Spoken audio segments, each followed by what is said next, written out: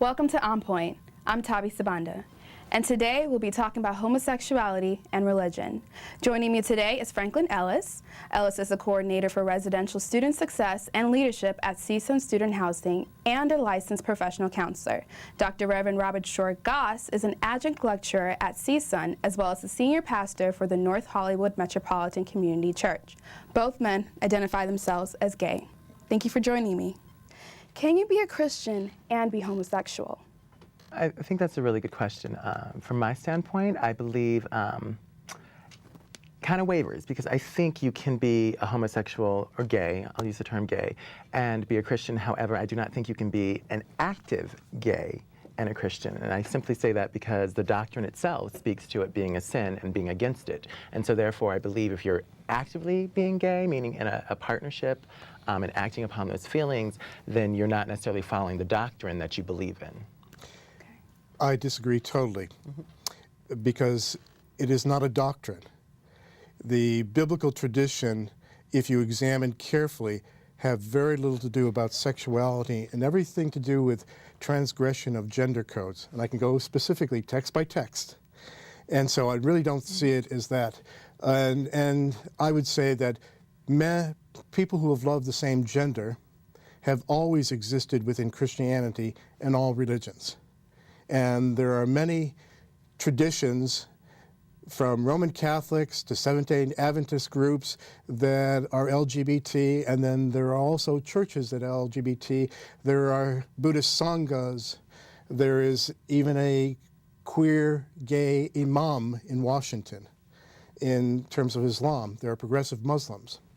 There's Hindus, and so on. Jews. There's at least 2 temples here, synagogues, that are LGBT in LA. But do you believe that you can be Christian and be homosexual? Certainly. I mean, when you look at, I grew up in Roman Catholic tradition. I was a Roman Catholic priest, and half of the Catholic priesthood is gay. and that's a conservative estimate. The issue is, the real issue is that Christianity tends to be not only homophobic, erotophobic.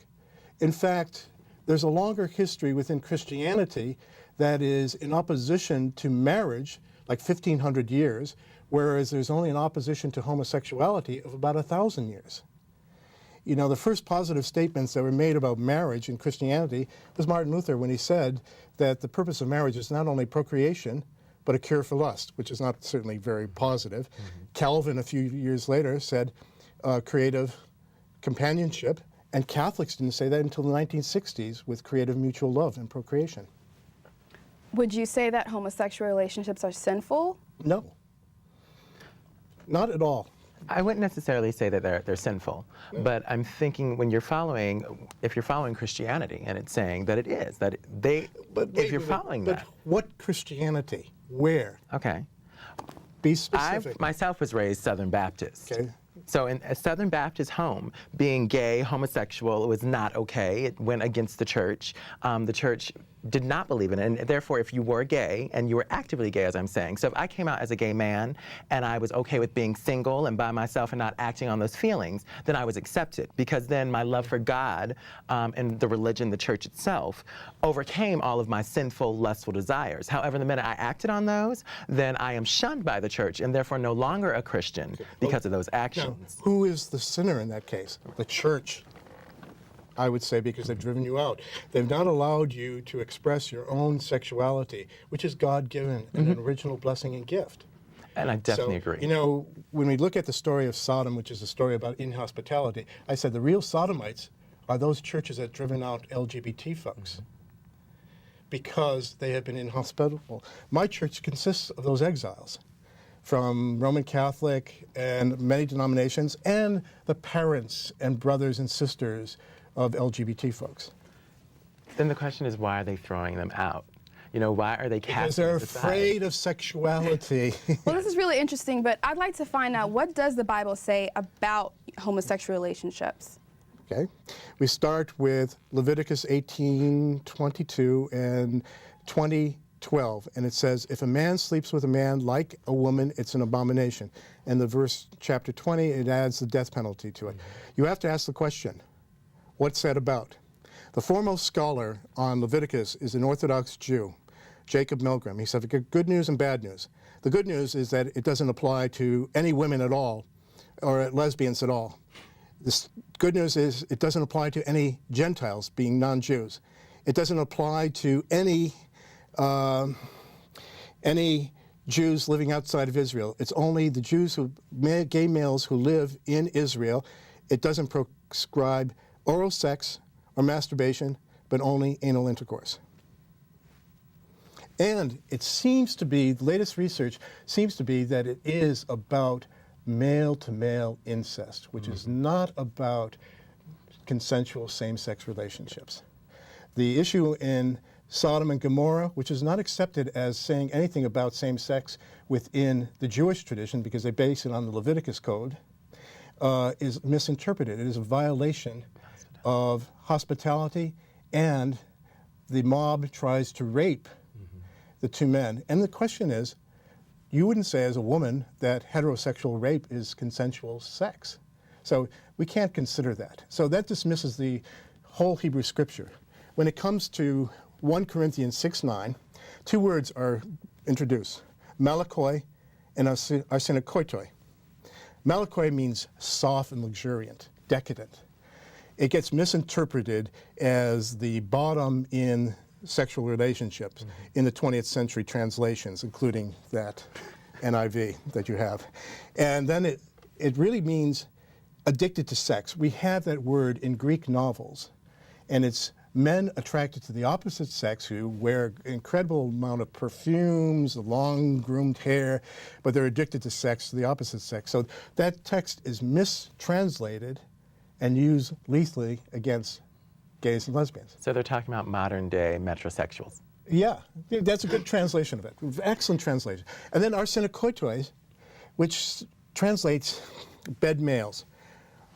Some folks have tried to say that it's referring to some form of pederasty. Probably not. The major issue in Paul was many slaves converted to Christianity and women. And the major issue is that slaves do not control their bodies. And that word is used in lists that refer to exploitative sex. So it's probably coercive sex of slaves having to submit. And then the only statement you have is Romans 1:24 through 26. And Paul, in that position, is really talking about the origin of idolatry, and he uses the consequences. Therefore, men are changing their orientation and lusting after men and women. And it's the first time we have the issue of female-to-female homoeroticism. So is there any text in the Bible that says that God actually condemns homosexuals? No. The word is never used. There's no word for homosexual or heterosexual in the Bible. Okay. It's definitely an interpretation. It's an interpretation of what people are taking from Leviticus, as he's saying, and turning that into what their belief essentially is. Yeah, the worst thing is that people project their prejudice in reading the Bible. I have a question for you, Franklin. Can you explain to us a little bit what your struggle with your faith was? I know you grew up in the Southern Baptist household, but you're no longer Southern Baptist. So can you explain to us a little bit how that came about in your life? For me, religion is something that's supposed to enhance and better your life and make you feel good about yourself and the life that you live. And growing up Southern Baptist, especially after I realized I was gay, I come from a different generation where, I never knew the word, never heard of the word, so it was, I heard a word, I knew it was bad, but didn't know what it was.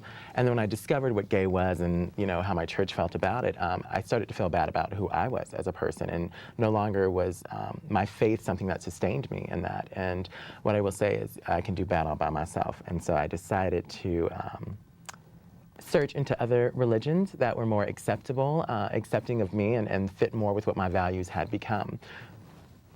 Okay. And that's very typical of a lot of gays and lesbians that have been abused by religion and Christianity, and they've sought other traditions and pathways. I know you mentioned that you didn't know what the word gay was, but now that you do know what it is, do you believe that being gay is a choice, or are you born gay? I honestly think you're born gay. But I think what we have here is we have a society where you can experiment with pretty much everything. We can experiment with drugs, alcohol, religion, but what we cannot experiment with is our sexuality. And I think people forget homosexuality is not the ability to have sex with someone of the same sex, it's the ability to fall in love with someone of the same sex. And I firmly believe you were born that way, but I do believe there are some people who, you know, it's kind of like you try certain foods and it's like, I really love red velvet cake, but I don't like chocolate. I think if people were allowed to experiment a little bit more in that realm, you might get a lot more stuff going on. I think there's a great latitude of bisexuality, which we really haven't talked about in our society. And that's the most underdeveloped area, because I was born this way. I love women, I have close women friends, but I'm not attracted. And I'm hardwired towards men. Okay. Franklin, do you feel that you rejected Christianity, or do you feel that Christianity rejected you? I feel rejected by Christianity. Explain to me a little bit about that. As a child, I was really into the church. It really meant a lot to me. And like I said, when I understood what being gay was and realized that that was who I was, it's hard to sit and have someone preach to you about how, you know, homosexuals are going to hell, and essentially they're talking to you, and that's what they're telling you. Who wants to sit through that? Like he was stating before, it's abusive. It hurts emotionally. I think LGBT folks are almost by inclination and even perhaps by oppression inclined towards religion. I find incredible amount of faith and wonders there. You know, the time of AIDS in the 1980s when churches said this was God's punishment, it was remarkable that lesbians came forward to take care, and gay males took full care of those who were living with HIV. And it wasn't just gay males, but the community was reaching out to African Americans and Haitians and children with AIDS. You know, that is true love. The churches that turned away, and I can tell you, when I was in St. Louis, I had a buddy, and I could not find a church to allow a funeral for him in 1984. We had to do it at the mortuary because of the fear of AIDS and the stigma. You know, when I look at that, I see that's really toxic Christianity, the worst kind. When you stigmatize and really let hatred. I have a problem with Christianity and hatred.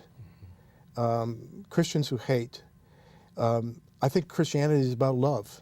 And I follow Jesus, who's nonviolent and compassionate and loving, and is outside the box, constantly eating with people who are despised and outcast. And I've often said to my congregation, if Jesus came back, would he be comfortable with the mainline churches? He'd probably shake the dust from his feet and go to those churches of the outcasts, because he would feel more comfortable there.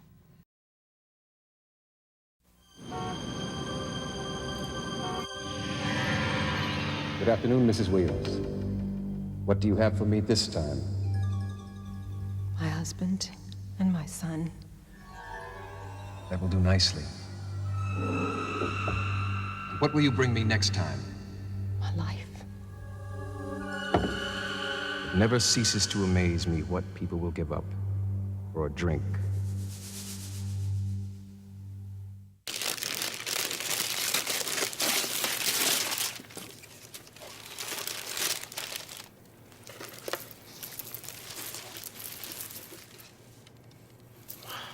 I remember how much you said you liked wine. Oh.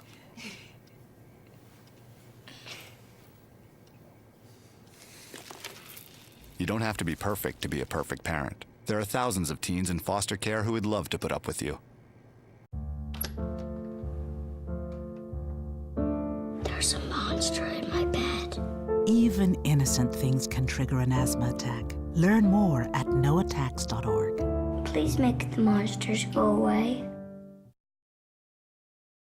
I grew up Christian, and I've always been taught that as a Christian, you're as being a follower of Christ, Jesus Christ. So you're saying Jesus was loving and everything like that. So are you saying that you're really not being a Christian if you're not doing what Jesus would have, and Jesus, what you're saying is Jesus would have probably ate with the people that the society is, you know, ostracizing? And yeah. I mean, how would your church feel if 25 hookers showed up on Sunday morning? Or, you know, I would say, fantastic, I'm doing something right. But most churches would suddenly go into a panic mode. And what does Jesus say? Prostitutes will be the first to go into the kingdom of God. You know?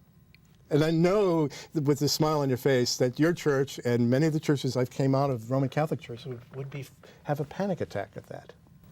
Why do you believe so? Because they don't know how to deal with differences.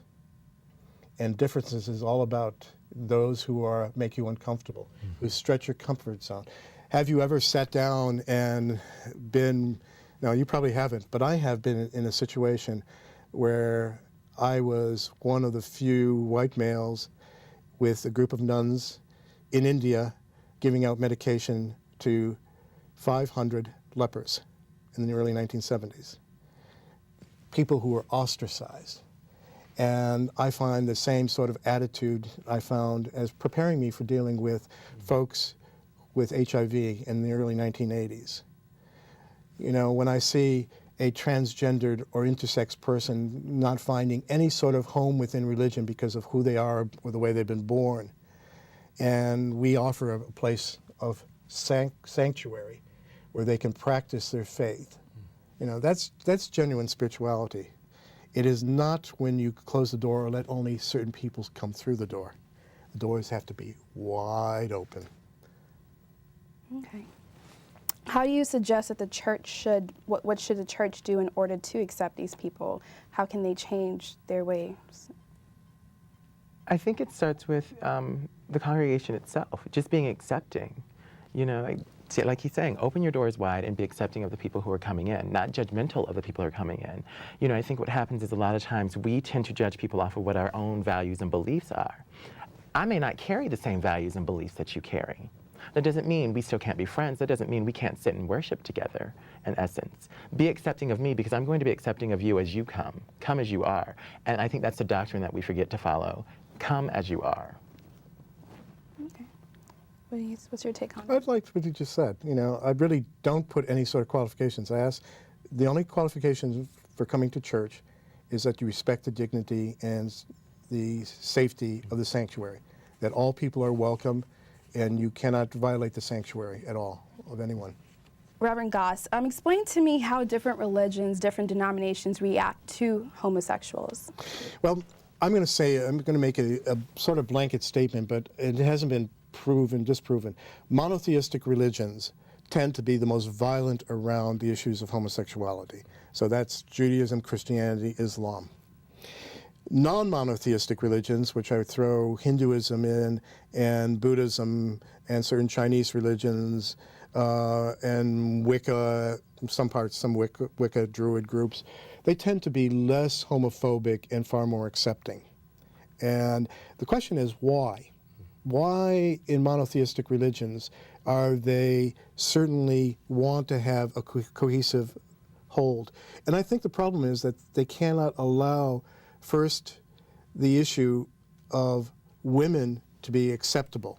And I think because patriarchy is so embedded into the monotheism that women are always secondary citizens. And you find that where there is active homophobia, you'll find misogyny, the fear of women and the hatred of women. And in those monotheistic traditions, you find that in the Orthodox and ultra-Orthodox traditions of Judaism, you find that in Roman Catholicism, Orthodox Christianity, fundamentalist Christianity, evangelical, Southern Baptists are really high up there in terms of that. The Mormon tradition, which is extremely patriarchal, and I think, in my opinion, abusive of women.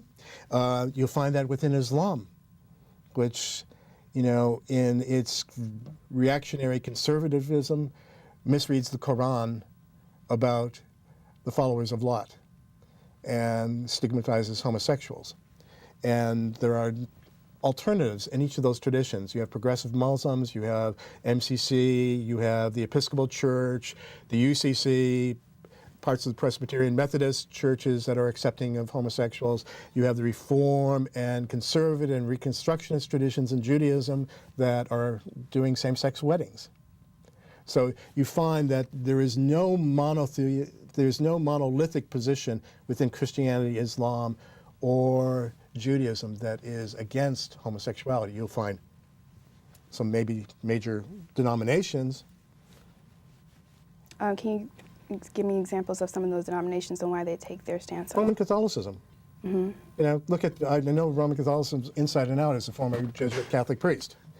You know, women have been a secondary position in Roman Catholicism from about the 4th century. And certainly Thomas Aquinas says that women cannot reflect the image of God unless they're married and subservient to males. Okay. You can't be a priest, although there's documented evidence that women were priests and bishops and deaconesses in early Christianity through the 3rd century. As a nun friend of mine says, you can't be like Jesus unless you pee like Jesus. She graphically points it out that it's kind of a biologicalism that has led to justification for patriarchy. And I think that if you begin to see God as male, then the male becomes God. And I think those are issues that have to do with patriarchy and subservience of women. Now, in that, I think, is the betrayal of men betraying their status as males to become females. And that's repugnant to many of those monotheistic traditions. Because you're less than male. You betray your status. Okay, thank you. Franklin, explain to me how you remained spiritual although you left the Christian church. I actually converted to Nichiren Buddhism, so I'm a member of the SGI. It happened that I had a staff member of mine about 6 years ago who grew up Buddhist. Her mother was Buddhist, and they invited me to a meeting, and I went, and it was a great meeting. Like, people were very warm and welcoming, and, you know, just hearing people's experiences and the dialogue that would happen over the writings. And it's not like sitting in church, and I remember sitting in church as a child, and, you know, you'd have the preacher talking to you and telling you what the doctrine was. And this was, you read it yourself, you study it, and you come back with others, and I gained this from it. Oh, really? That was great. And I gleaned this. And so it wasn't that someone telling me, it was me being able to find my own path and being who I am and being completely accepted. So I remain spiritual by my practice. And see, you know, as a reflected outsider, that's what the Southern Baptists were like before they were hijacked by the conservatives. They allowed the conscience of the individual and your interpretation of Scripture having paramount authority. So it's very interesting that psychologically you went to SGI because it duplicated, in a Buddhist context, the Southern Baptists when they originally were like. I just learned something new. Thank you. No, it suddenly clicked on me as you were talking about it. Is the issue of homosexuality in Christianity a moral or a political issue? It's both. Yeah. It's both.